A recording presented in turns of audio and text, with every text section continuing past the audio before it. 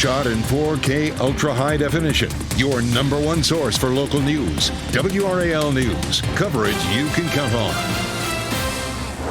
New this morning, the threat for severe storms tomorrow has expanded westward across the Triangle area. I'll show you what time to expect tomorrow's storms. Also, a historic indictment. Former President Donald Trump is facing criminal charges. What's next in this unprecedented case? Breaking news, the city of Durham's budget director dies in a tragic crash. The new information we learned after 11 last night about what happened.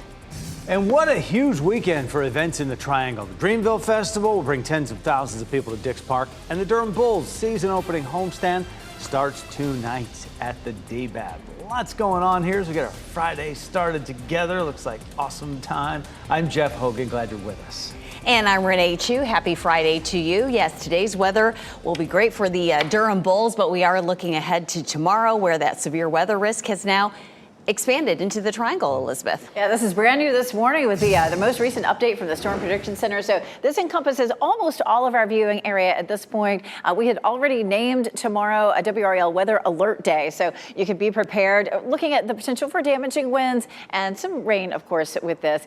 Here's a look at the Dreamville Festival forecast. We do have the potential for rain starting at around noon, or I should say around 10 a.m., and that continues on through the day. Winds are going to be gusty, 35 to 45 miles per hour. Our high temperature around 80 degrees. Here's a look at Futurecast, and we'll kick things off here with just a few high, thin clouds this morning, and we'll see an increasing chance for some showers. Yesterday, it looked like we would stay dry into the evening, and now that does not look like the case. So expect some showers this morning and possibly even around lunchtime or so. At 3 o'clock, it looks a little bit lighter, and then we may get a little bit of a break. There's 5 o'clock, but by 7 o'clock, here comes another little wave of rain that moves through. So a few light showers on and off during the day today. And then we'll push it ahead to Saturday. There's 4 a.m. We have a few showers overnight. There's 8 a.m. And then here comes the line of showers and thunderstorms, again, picking up late morning into lunchtime and then pulling out pretty early. That's good news for folks at Dreamville, at least in terms of the rain. However, it is likely to be rather windy. You can see as we take a look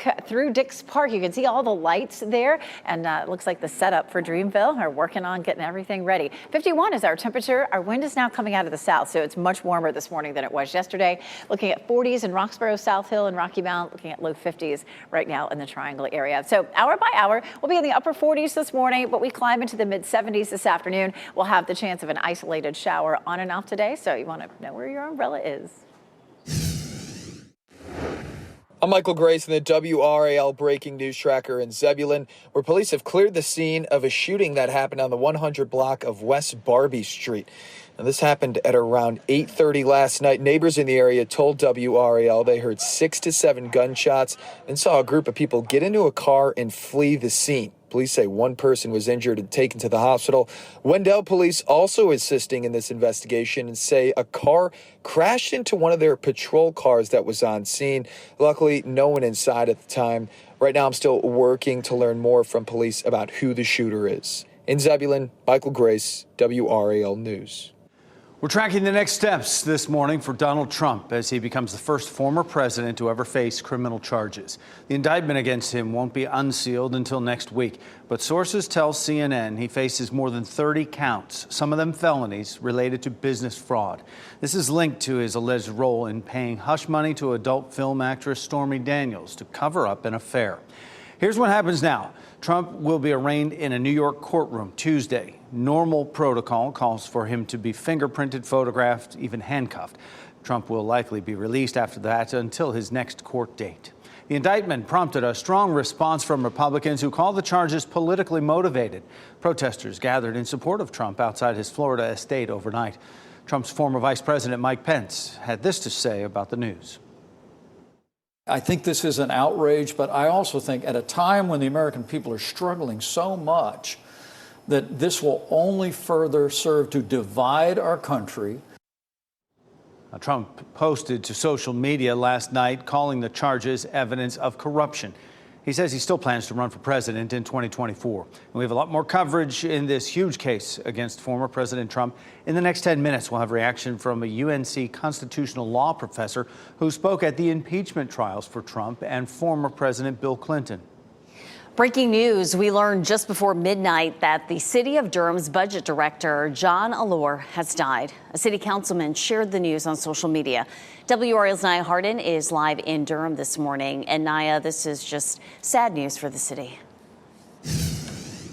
That's right. This tweet coming out around 11 o'clock last night from City Council member Leonardo Williams, tweeting saying that the city has lost a superstar. The budget director, John Allure. Williams says that Allure died in a bike crash. We've reached out to law enforcement several times for more on where and how this happened. John Allure was promoted to budget director in 2021. According to the City of Durham website, he worked for the city for nearly 25 years. He was also an author and the first graduate of NC State's Justice Administration program. He spent years writing about and searching for the person who killed his sister in Canada back in the 1970s. A special on that story was set to air tonight in Canada. Allure's death comes at a time when the city is already dealing with strife. There is an SBI investigation looking into a city council member currently. Naya Hardin, WRAL News in Durham. This will be a huge weekend for Raleigh. Tens of thousands will be in Dix Park for the Dreamville Festival that gets started tomorrow. WRAL's Laura Levine is live at Dix Park this morning. Laura. Hey, Renee, good morning. The big festival weekend is almost here, and we can say that all of Dix Park is officially closed starting today, including the dog park behind me. You can see as they are continuing to get the setup, finishing those final touches here. It's safe to say this will be a rain or shine event. Organizers with Dreamville Festival are preparing for wet and windy weather this weekend that may cause safety concerns for fans and employees. The city of Raleigh and festival organizers say they are monitoring the weather conditions for Saturday. They tell us there are plans in place for inclement weather that would be activated as needed based on those conditions. Many people tell us they're still expecting big crowds. I think with the lineup of artists, this definitely has a really big draw, and this is probably the busiest one we've seen in a good handful of years. And festival organizers say they are still optimistic, but there are a few factors that would play in, let's say, an event cancellation here or even delays, including the severity of the winds, lightning, or standing water. So be sure to continue checking that forecast here on WRAL. Laura Levine, WRAL News, live in Raleigh. Here's what you need to know about parking for Dreamville. The shuttle for the festival is sold out. Parking is on NC State's Centennial campus, and the cost will be $60 a day. One of the young victims of the Tennessee school shooting will be laid to rest today. Funeral services for 9-year-old Evelyn Dickhouse will happen today. The family is asking people who come to her funeral to wear pink and bright spring colors in Evelyn's honor. In a statement to CNN, they said they are overwhelmed by the outpouring of love and support they've received. The funeral for another shooting victim, 9-year-old Hallie Scruggs, is planned for tomorrow. In Washington, Democratic lawmakers are pushing for gun safety legislation after the Tennessee shooting. They are also calling out Republicans for not taking steps in that direction. President Biden is calling on Congress to take action, including an assault weapons ban. Democrats in Congress say Republicans are not taking the problem seriously. Republicans, meanwhile, say President Biden is trying to undermine the Second Amendment. Extreme MAGA Republicans should either join House Democrats in confronting the gun violence epidemic in America or get out of the way. It's that simple. He's got no solutions to the problem. He's trying to politicize it, and he's trying to undermine the constitutional right of law-abiding citizens, and it's not going to happen. Monday's school shooting in Tennessee was the deadliest in the U.S. since the school shooting in Uvalde, Texas last May.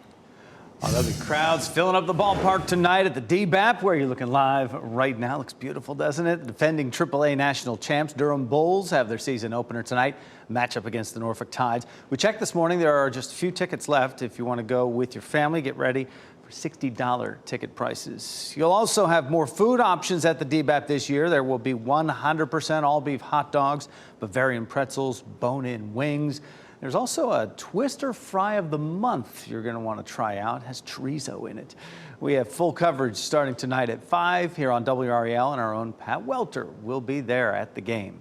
You can watch the Bulls play this game tonight on WRAL News Plus just after 6:30, channel 34 over the air, channel 1257 on Spectrum Cable.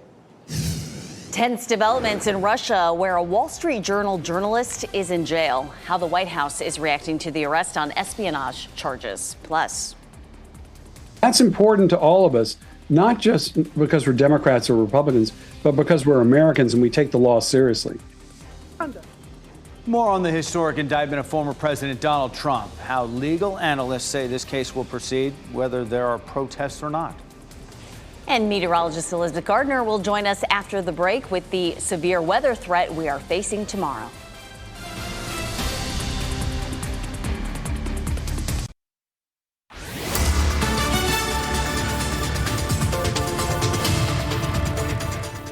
It is 4:43 and new this morning. The level 1 risk for severe thunderstorms for tomorrow has expanded to include the Triangle area. I'm going to go over the timeline for showers and thunderstorms tomorrow coming up. We also added in the chance of a shower today as that system gets a little closer to us. It looks like on and off we can see a little light shower. Nothing that's going to be terribly impactful, but you know, if you get wet, there's an impact, right?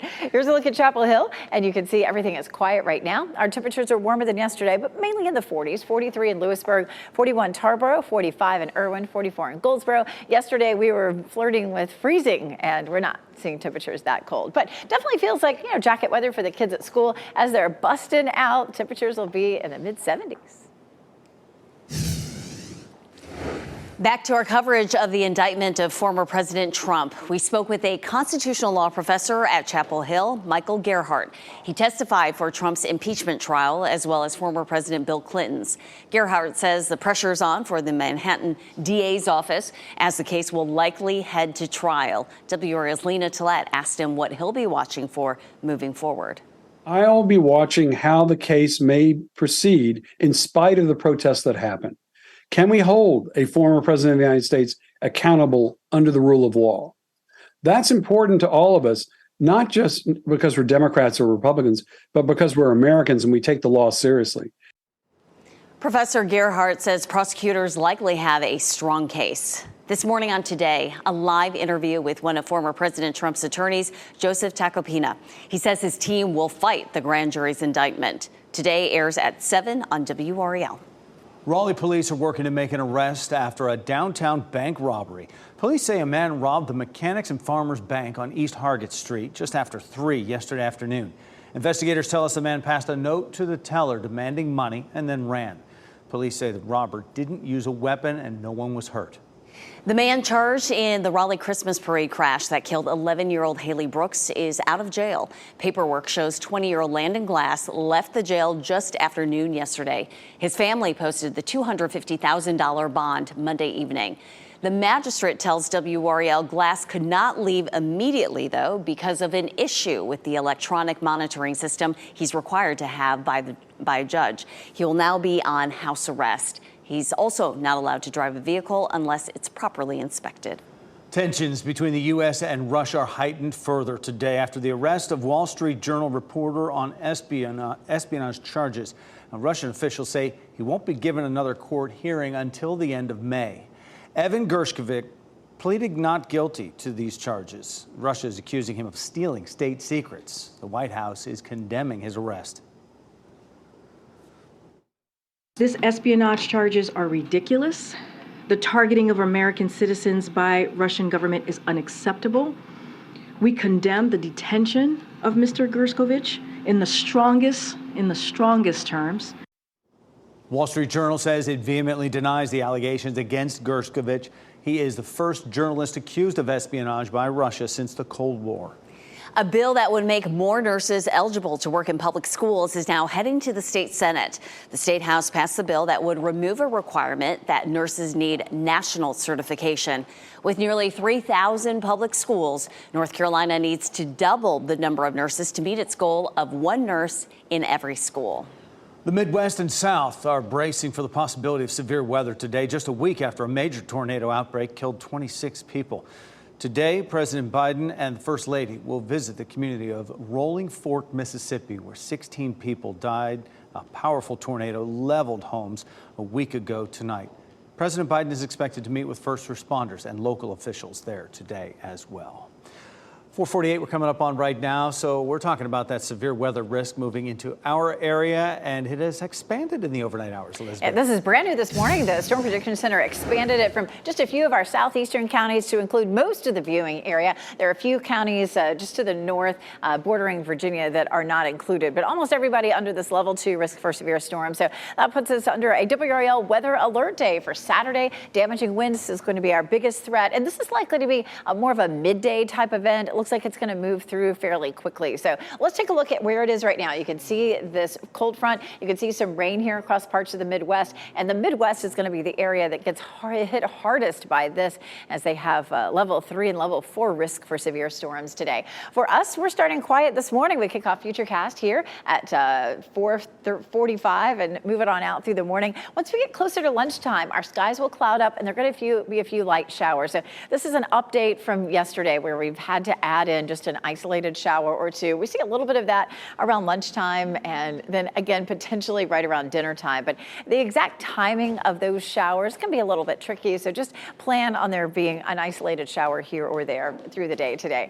This takes us out to midnight, and we're going to wake up on Saturday morning with a few isolated showers as well. And then the actual front that we're most concerned about begins to approach the area around 10 o'clock. And you can see it's not likely to be with us for a long time. It's not a very wide band of rain, but between 10 and noon, we'll have the showers and thunderstorms moving through. And by 2, it looks like the storms would likely be over. And by about 4 o'clock, everything is pulled out and our skies are clearing. But it will be windy. So even though the storms have moved through, we're going to have to deal with winds gusting 40 to 50 miles per hour, which could have a big impact on the tents and the stages over here at Dreamville. And that's what we're looking at. See those lights there in Dix Park? They're getting things ready as best they can. 51 is our current temperature. We'll probably drop into the mid-40s here for a bit and then climb on up into the mid-70s. It's going to be a very pleasant day today. It's 47 in Fayetteville, 42 in Goldsboro, 43 degrees in Rocky Mount right now. So it's warmer than it was yesterday. Our normal high is 68, so we're into the 70s today, and 81 for tomorrow. We see temperatures turning cooler behind the front on Sunday, but then they jump right back up into the 70s and 80s as we get to next week. And next week, it looks like we still have a good chance of above normal temperatures. Now, people on spring break, Wake County schools on spring break certainly, and of course we're looking at temperatures. Look at that, 85 on Wednesday. Thanks, Elizabeth. The number of people getting ADHD treatments rose quickly during the COVID-19 pandemic. What experts may be behind a big increase in people getting medication? And in our next hour, Dreamville is bringing more than music to Raleigh. The bump local businesses say they're already seeing ahead of the festival's opening day tomorrow.